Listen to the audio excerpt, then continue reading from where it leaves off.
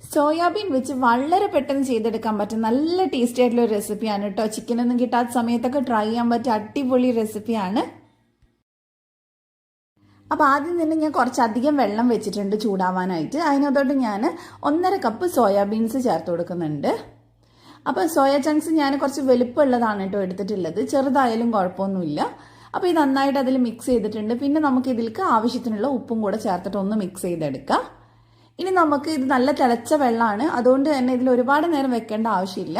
ഒരു 2 മിനിറ്റ് ഇതിലൊന്ന് ചൂടാക്കുക. അതിനുശേഷം ഒരു 10 മിനിറ്റ് കഴിഞ്ഞിട്ട് ഇതിനൊന്ന് നന്നായിട്ട് പിഴിഞ്ഞ് മാറ്റി വെച്ചാൽ മതി. അപ്പോൾ ഇനി നമുക്കൊരു ബൗളിലേക്ക് ഒരു 1/4 ടീസ്പൂൺ മഞ്ഞൾപ്പൊടി ചേർത്ത് കൊടുക്കുക.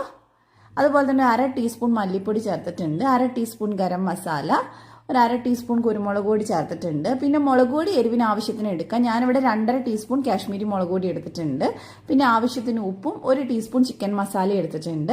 പിന്നെ ഇതിലേക്ക് 1 ടേബിൾ സ്പൂൺ വിനാഗിരി ചേർത്തിട്ടുണ്ട്, ലെമൺ ജ്യൂസ് ആയാലും മതി.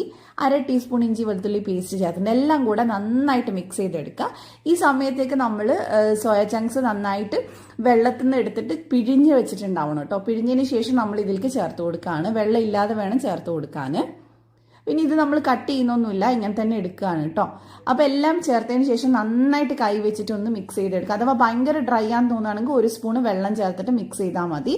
അപ്പോൾ നല്ലപോലെ ഇതിലേക്ക് ഇങ്ങനെ മസാല പിടിച്ചിരിക്കും. ഇനി നമുക്ക് ഇതിനൊരു 10-15 മിനിറ്റ് സമയം ഉണ്ടെങ്കിൽ മാറ്റി വെക്കാം, അല്ലെങ്കിൽ അപ്പോൾ തന്നെ ചെയ്യാം.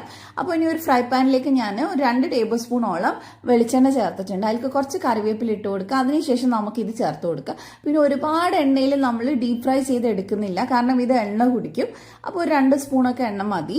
ഇനി ഇതിലിരുന്നിട്ട് ഇത് നന്നായിട്ട് ഫ്രൈ ആയിട്ട് വരണം. അപ്പോൾ ഒരു സൈഡ് റെഡി ആകുമ്പോൾ നമുക്ക് ഇതിനൊന്ന് ഇളക്കിയിട്ട് കൊടുക്കാം. വളരെ പെട്ടെന്ന് ഇത് വെന്ത് കിട്ടും, കാരണം നമ്മൾ ഓൾറെഡി വേവിച്ചതാണ്. ഇനി മസാല നന്നായിട്ടൊന്ന് ഡ്രൈ ആയാൽ മതി. ഇത് ചോറിനും ചപ്പാത്തിക്കൊക്കെ അടിപൊളി കോമ്പിനേഷനാണ്. ചുമ്മാ നമുക്ക് കഴിക്കാനും നല്ല ടേസ്റ്റാണ് കേട്ടോ.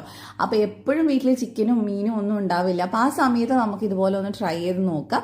അപ്പോൾ ഇത് നന്നായിട്ട് 2 സൈഡും ഫ്രൈ ആയിട്ടുണ്ട്. ഇത്രയും മതി. ഇനി നമുക്ക് ഇതെടുത്തിട്ട് സെർവ് ചെയ്യാം. നിങ്ങൾക്ക് വേണമെങ്കിൽ ലാസ്റ്റ് കുറച്ച് ലെമൺ ജ്യൂസ് പിഴിഞ്ഞിട്ട് അങ്ങനെ വേണമെങ്കിൽ സെർവ് ചെയ്യാം, അല്ലാതെ ഡയറക്റ്റ് ആയിട്ടും ഉണ്ടാക്കാം കേട്ടോ. അപ്പോൾ ഇത്രയേ ഉള്ളൂ, ട്രൈ ചെയ്ത് നോക്കുക. അപ്പോൾ റെസിപ്പി ഇഷ്ടമായിട്ടുണ്ടെങ്കിൽ ധ്യാൻസ് കണ്ണൂർ കിച്ചൻ സബ്സ്ക്രൈബ് ചെയ്യുക. ഫേസ്ബുക്കിലാണ് കാണുന്നെങ്കിൽ പേജ് ഒന്ന് ഫോളോ ചെയ്യാം. മറ്റൊരു നല്ല റെസിപ്പിയിൽ നമുക്ക് വീണ്ടും കാണാം. Thank you for watching.